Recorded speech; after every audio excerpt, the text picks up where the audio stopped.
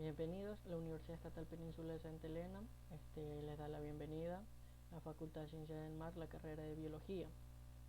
La materia a presentar se llama Ecología General. Nuestra docente es la licenciada Ana Balseca Vaca, que tiene un masterado en Ecología. Y también este tema a tratar es sobre el ciclo biogeoquímico. Este grupo está integrado por José Liriano, Edgar Posligua, Marlon Mendoza y Patricia González. Este grupo es el número 2 y le vamos a presentar lo que es el tema. Me presento, soy Marlon Mendoza, me olvidé de decirlo antes, y vamos a iniciar. ¿Ya? Bien, ¿qué son los ciclos biogeoquímicos? ¿Ya? Los, en sí la palabra biogeoquímicos son elementos necesarios para la vida. Pongámoslo en forma un poco vulgar, diciendo que ellos son los pilares para el inicio de la vida. ¿Ya? Esto hace referencia que bios, como ven ahí, bios significa vida, geo significa tierra y química, lo que es en los elementos, como sabemos. Ya puede ser orgánicos o inorgánicos. Bien, la materia, como puedo explicarles, la materia circula alrededor del mundo hacia un ambiente abiótico y de regreso. Es decir, que este es un ciclo donde inicia algo, donde termina algo e inicia otra cosa. Ya, un ejemplo. Podemos decir que en esta cinta, como pueden ver, es un círculo, algo que jamás se va a terminar, no tiene ni inicio ni fin, pero ejemplo, podemos poner que aquí algo termina y aquí mismo puede iniciar algo en lo cual sigue el ciclo. ¿Ok? Muy bien. Estos ciclos constituyen los que son los ciclos biogeoquímicos, algo fundamental para la vida en la Tierra, como lo dije anteriormente. Ya, también estos procesos son naturales, que reciclan elementos de diferentes formas químicas desde el medio ambiente hacia los organismos y luego viceversa, como son el agua, el carbono, el oxígeno, nitrógeno y fósforo y otros elementos que recorren estos ciclos, conectando a componentes vivos y no vivos. Esto hace dar una gran importancia que para los procesos naturales se siga produciendo sea produciendo la vida. ¿Ya? Estos procesos son, como dije anterior, se reciclan en diferentes formas de química al medio ambiente, hacia el organismo y luego viceversa. Muy bien, esto sería de mi parte. Mi siguiente compañero le va a explicar, que es Edgar Posligua. Él le va a seguir diciendo sobre el tema. Gracias. Hola, mi nombre es Edgar Posligua y yo les voy a hablar acerca sobre la importancia de los ciclos biogeoquímicos. Empecemos. Gracias a los ciclos biogeoquímicos, los elementos se encuentran disponibles para ser usados una y otra vez por los organismos. Sin estos ciclos, los seres vivos se extinguirían, punto en el cual reside su gran importancia. De la misma manera, los ciclos biogeoquímicos son los responsables de que los elementos químicos vitales para la existencia sean reciclados, ya que si esto no pasara, simplemente se agotarían y la vida en la Tierra dejaría de existir. El ser humano sigue siendo la principal causa y consecuencia de que estos ciclos se vean alterados. Las acciones humanas hacen que los ciclos se aceleren y los alteran. Por ejemplo, el ciclo del agua, que muchas veces se ve alterado por la contaminación del ambiente, por la contaminación del agua, de mares, lagos y la quema de combustible de restos fósiles, que da como resultado el calentamiento global. De la misma manera, se ve afectado muchas veces el ciclo del carbono, y como resultado es que la quema de árboles y la tala de bosques.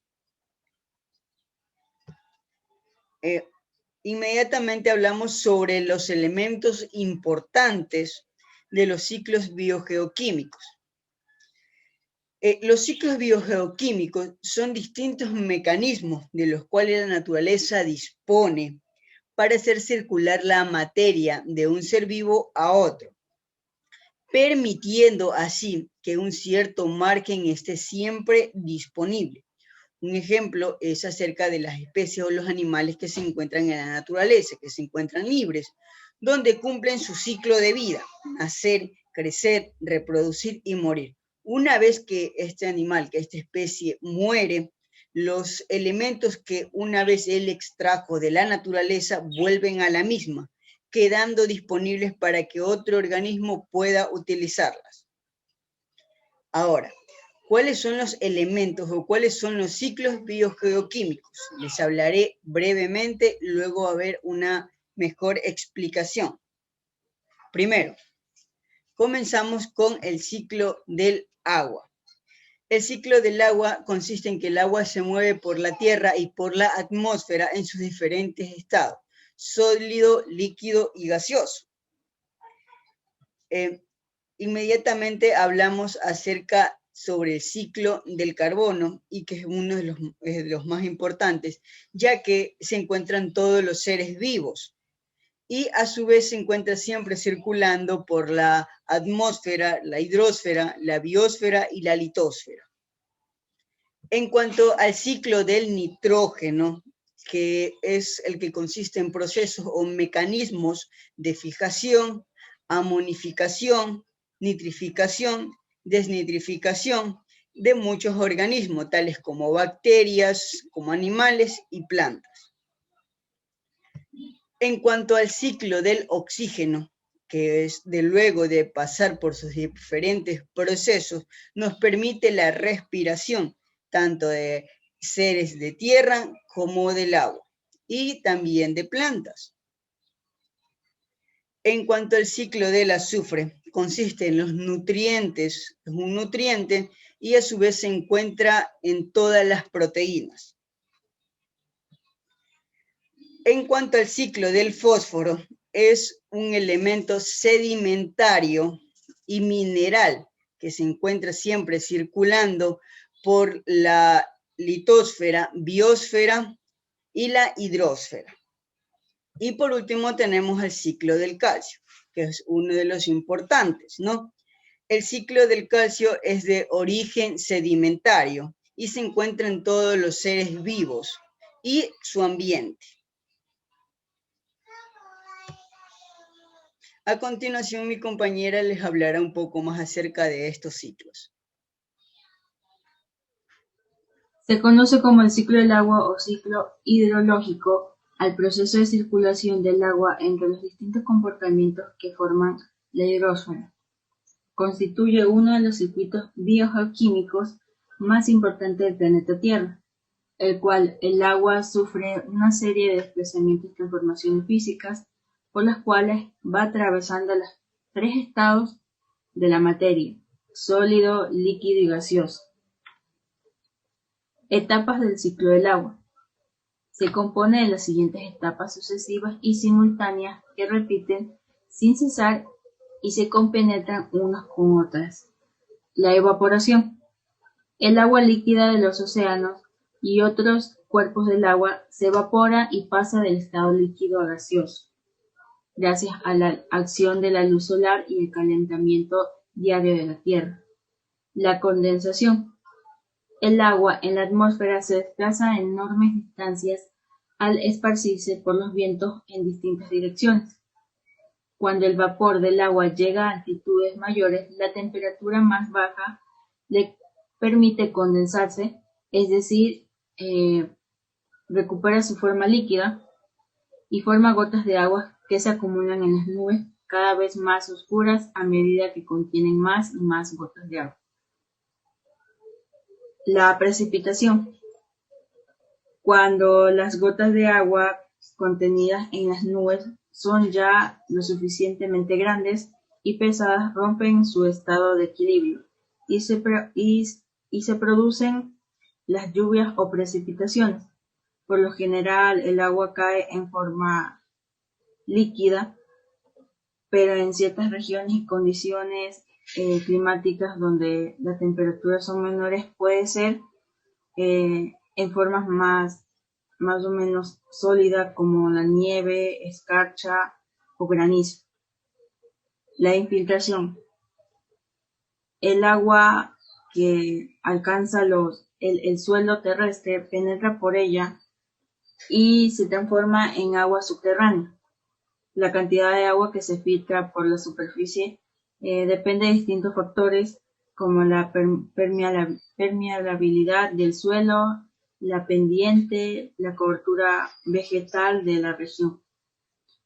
La escorrentia. El agua líquida se moviliza cuesta abajo por la superficie del terreno a través de diversos métodos. Es capaz de generar erosiones y transportar sedimentos.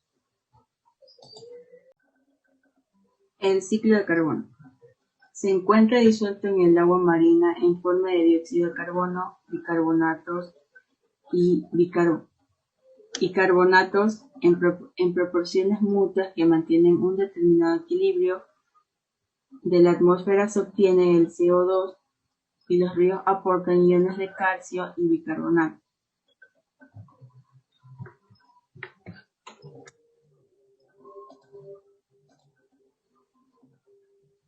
A la atmósfera pasa el oxígeno no consumido en la respiración y también parte del CO2.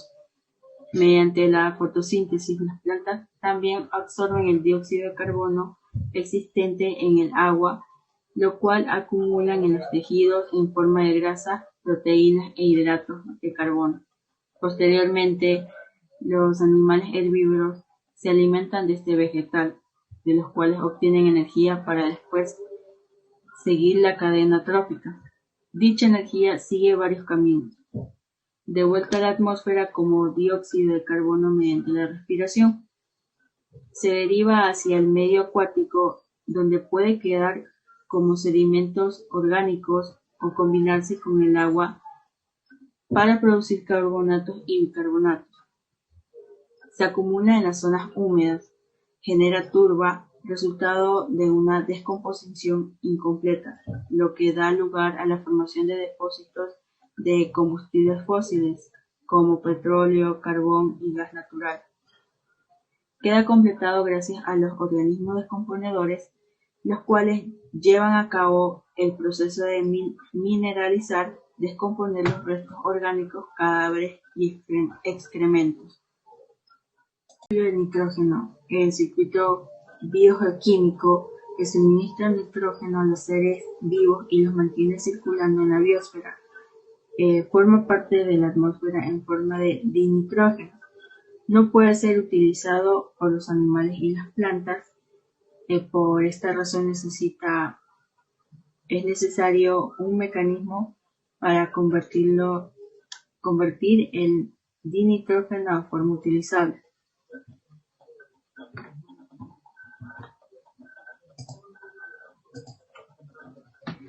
El ciclo del nitrógeno puede resumirse de la siguiente manera. La fijación del nitrógeno. El nitrógeno atmosférico se convierte en un óxido de nitrógeno por la acción de los rayos, lo que ayuda a su incorporación a los suelos. Por otra parte, este elemento gaseoso es fijado por las bacterias y otros procariontes mediante procesos metabólicos diversos que lo convierten en distintos compuestos aprovechables como el amoníaco, el ion amonio. La transmisión a los animales. Siguiendo el orden de la cadena trófica, el nitrógeno en las plantas pasa a los animales herbívoros y luego a los carnívoros, esparciéndolos entre los distintos eslabones de la pirámide alimentaria.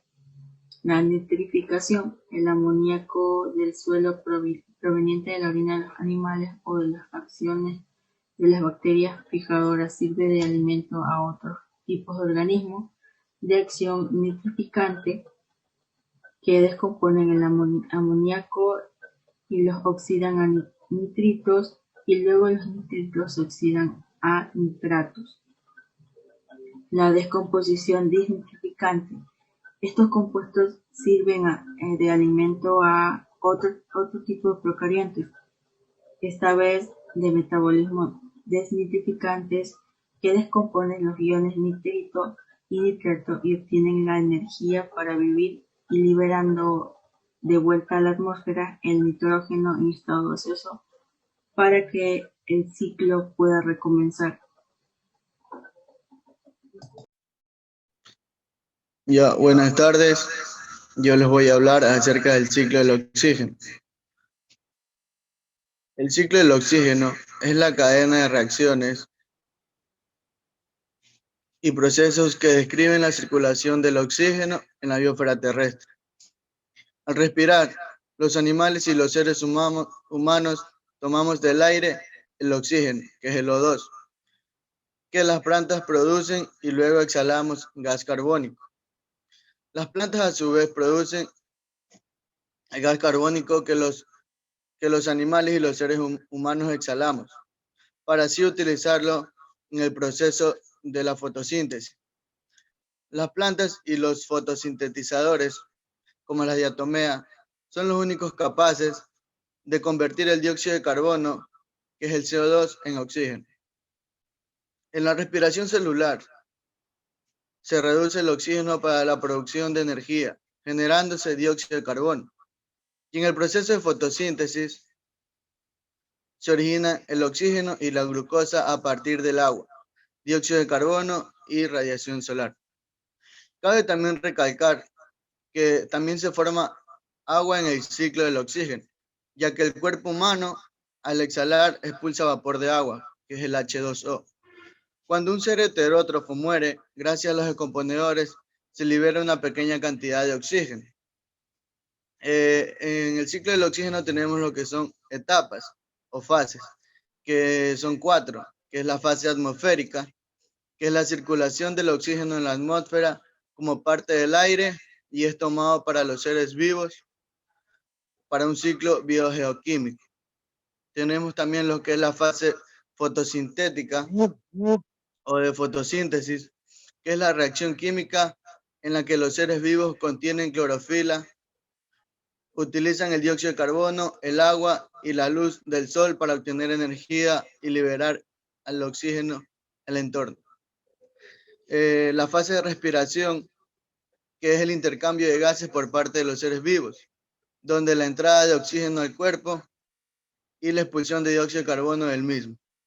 También tenemos lo que es la fase de retorno. Por medio de la respiración o dióxido de carbono se logra el retorno del oxígeno a la atmósfera.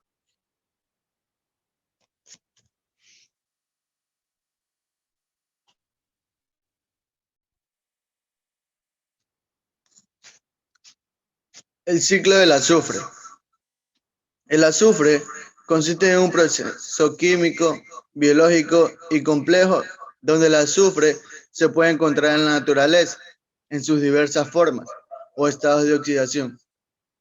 El azufre es un elemento de la tabla periódica que se forma a partir de las aminas y de otras moléculas claves como la coenzima A, y donde se halla en forma reducida, principalmente como grupo subhídrico, y el NAP.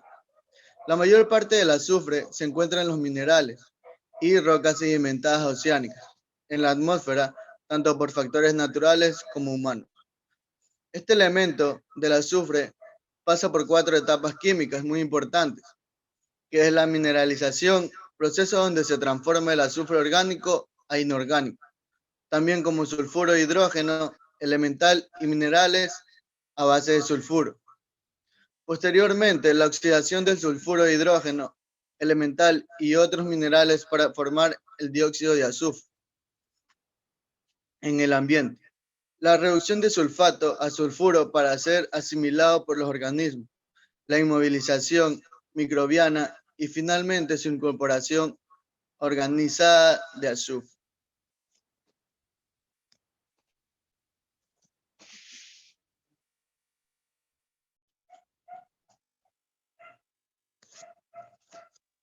El ciclo del fósforo. El fósforo es un elemento químico no metálico, de número atómico 15 y su símbolo que es la P. Es un nutriente limitante, es sedimentario, se encuentra en los ácidos nucleicos, muy importante para el desarrollo de los ecosistemas, esencial como abono en la agricultura, no forma compuestos volátiles, se encuentra en los tejidos, huesos y dientes de animales. Se combina con muchas sustancias. Con el oxígeno se oxida y se convierte en un portador de luz. Las lluvias con el viento erosionan las rocas, liberando fosfato orgánico y se dispersa por el suelo y el agua. Posteriormente, las plantas toman este fosfato del suelo por sus raíces para su desarrollo. Luego, las plantas son consumidas por animales herbívoros y estos son consumidos por carnívoros que lo devuelven al suelo por la excreción. Por lo consiguiente, cuando los seres vivos mueren, son descompuestos por los organismos decomponedores y de esta manera el fosfato orgánico se devuelve al suelo. Finalmente, el fósforo en el suelo termina en diversos cuerpos de agua, organismos acuáticos o sedimentarios por largos periodos. También vale recalcar que existen dos formas en las que el fósforo en el mar vuelve a los ecosistemas terrestres: por los excrementos que las aves marinas, levantamiento de los sedimentos del océano a tierra firme o explotación de rocas por partes del hombre.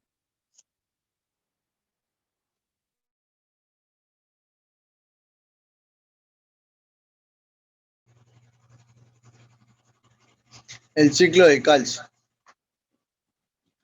El ciclo de calcio es la circulación del calcio entre los organismos vivos y el medio que los rodea. El calcio es un mineral que se encuentra en la litósfera, formando grandes depósitos de origen sedimentario que emergieron de fondos por levantamientos geológicos. El calcio es un macronutriente para las plantas, ya que es de mucha ayuda a la absorción del magnesio, almacenamiento de fosfatos, fundamental en la fotosíntesis y traslado de azúcar en el sistema. Hay fases, como las rocas calizas son descompuestas por la lluvia y agentes atmosféricos, que arrasan los compuestos de calcio a los suelos, cuerpos de aguas como los ríos y el mar. Luego este es absorbido por la biodiversidad de seres vivos que cuando mueren, los descomponedores liberan el calcio. Este vuelve al suelo.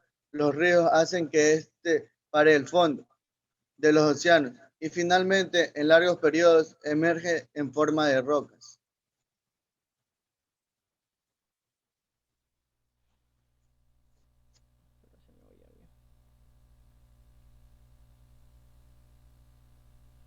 Muy bien, nos volvemos a ver. El tema al siguiente a aportar es macronutrientes. Muy bien. ¿Qué son los macronutrientes en sí? Los macronutrientes son sustancias que proporcionan energía al organismo para un buen funcionamiento y otros elementos necesarios para reparar y construir estructuras orgánicas. Esto es para promover el crecimiento y para regular procesos metabólicos. ¿Ya? Estos macronutrientes serían los nutrientes que nos aportarían energía, algo fundamental para el organismo, en mayor cantidad que los micronutrientes, ¿ya? Es decir, que en los macronutrientes nosotros tenemos una mayor cantidad de aporte de energía que en los micronutrientes. En este grupo se deben incluir lo que son grasas, carbohidratos, proteínas y agua. Ya dicha energía se mide en calorías y es esencial para el correcto funcionamiento del cuerpo, del proceso del cuerpo, de nuestro cuerpo. En los macronutrientes podemos encontrar los elementos que son para esa aportación de energía, que son solo ese grupo de macronutrientes, no es micro, es macro. Podemos encontrar lo que es el carbono, oxígeno, hidrógeno, fósforo, azufre, el calcio y el magnesio y potasio. Estos elementos en sí están compuestos y constituyen el 97% de la masa del cuerpo humano y más del 95% de la masa total de todo el organismo, de todos los organismos, perdón.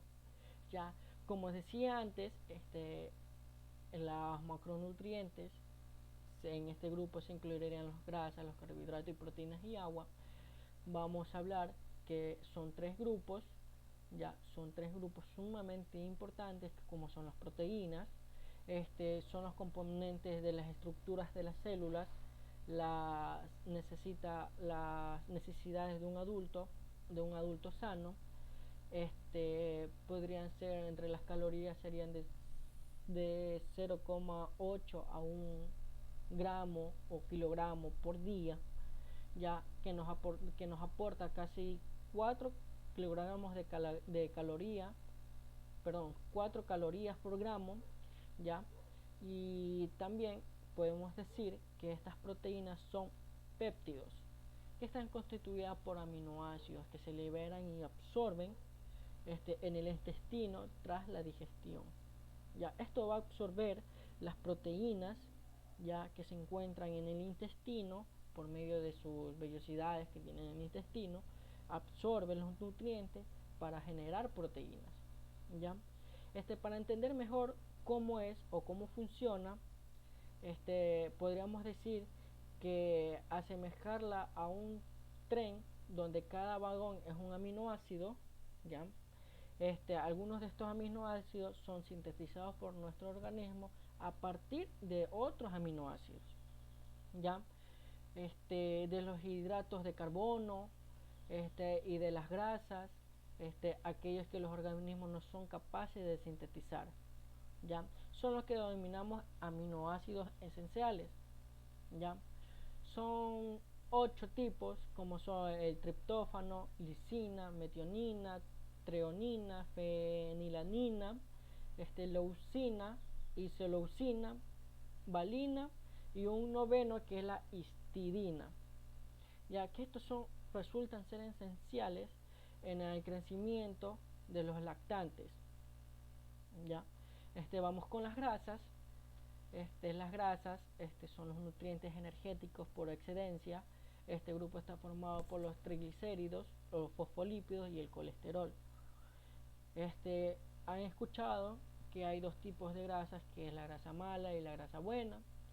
Ya podemos decir que en las grasas buenas son las energías nosotros acumuladas, las grasas que tenemos, esas las transformamos en energía y nos sirve para el diario de nuestra vida.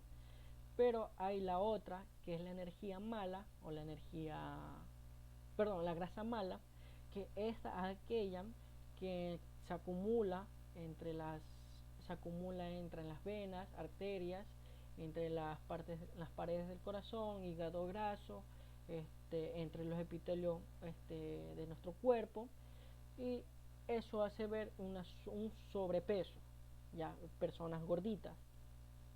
Ya encontramos también lo que son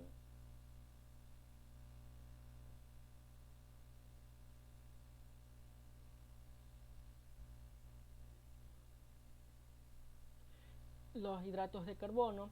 Son una fuente importante de energía y proceden fundamentalmente de los vegetales. La ingesta en los adultos sanos se recomienda entre 3 y 5 kilogramos al día, aportando casi 1 caloría por gramo, y se dividen en monosacáridos, olisacáridos y polisacáridos.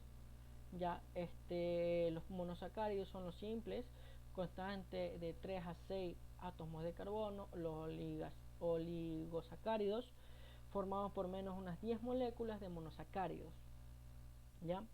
Y los polisacáridos forman más de 10 moléculas de monosacáridos. Es decir, que entre los monosacáridos y los oligosacáridos se absorben rápidamente en el intestino. Son los principales absorbedores, se absorben rápidamente en el intestino, es decir, que esas dos moléculas, esos dos hidratos de carbono, son absorbidos rápidamente por nuestro sistema. Y los disacáridos, más conocidos como la sacarosa, que es el azúcar común, se obtiene de la caña de azúcar o la de remolacha, es decir, o puede ser también de la papa. porque hay azúcar de papa, eso es otra cosa. Bueno, la lactosa es el azúcar de las leches y los mamíferos, y la maltosa se produce del almidón. Los polisacáridos se absorben lentamente en el intestino. Entre los principales encontramos el almidón, la fécula de maíz, en vegetales como cereales, tubérculos o legumbres, ¿ya? Y el glucógeno en el hígado y los músculos de los animales. Es decir, hay una diferencia de absorción entre los monosacáridos o oligosacáridos, que hay una absorción, se absorbe rápidamente, y los polisacáridos una absorción lenta, ¿ya? Todo eso de ahí están los macronutrientes, lo que es fundamental, como el azufre, el fósforo, nitrógeno, el carbono, oxígeno e hidrógeno, calcio, magnesio y potasio. Esos son los principales elementos que tienen los macronutrientes para aportar energía a nuestro organismo. Si no hay duda, por favor, o alguna pregunta, déjalo en la cajita de comentarios, y en el siguiente paso va a seguir mi compañero Posligua. Bien, los micronutrientes. Los micronutrientes son imprescindibles para la correcta actividad diaria, pero la cantidad que requiere el cuerpo es menor a la de los macronutrientes. La labor que desempeñan mayoritariamente los micronutrientes es la de favorecer las numerosas reacciones químicas. Pero ¿quiénes componen los micronutrientes? Los componen las vitaminas y los minerales. Las vitaminas son biomoléculas, son compuestos orgánicos. A su vez, estos no sintetizan, no pueden ser sintetizadas por el organismo, pero sí son esenciales en cantidades pequeñas. De la misma manera, no aportan energía, no contribuyen a la energía, y no son una unidad fundamental para otros compuestos. Tampoco forman de manera sustancial o contribuyen de manera sustancial a la masa corporal, pero sí cumplen metabolismos específicos y ayudan al buen funcionamiento celular en cuanto al crecimiento y desarrollo normal. Ahora, en cuanto a los minerales, hablando de los minerales, son elementos inorgánicos, ¿no? Son elementos inorgánicos, y a su vez la mayoría de estos son metálicos. Estos contribuyen con las enzimas, con las hormonas, con las vitaminas, para un mejor funcionamiento del cuerpo. Estos contribuyen el 4% de la masa corporal, ¿no? Estos se encuentran en la naturaleza, y al encontrarse en la naturaleza se las puede encontrar en el agua, en la tierra y en las raíces de los vegetales. A su vez también se los puede encontrar en las estructuras de los animales que por lo regular consumen vegetales y agua. También, y la manera de poderlos incorporar a nuestro cuerpo es a través de los alimentos. Bien, son 132 o más elementos requeridos en cantidades pequeñas, como por ejemplo el hierro, el cobre, el zinc, el cloro y el yodo. A continuación, las referencias bibliográficas y anexos.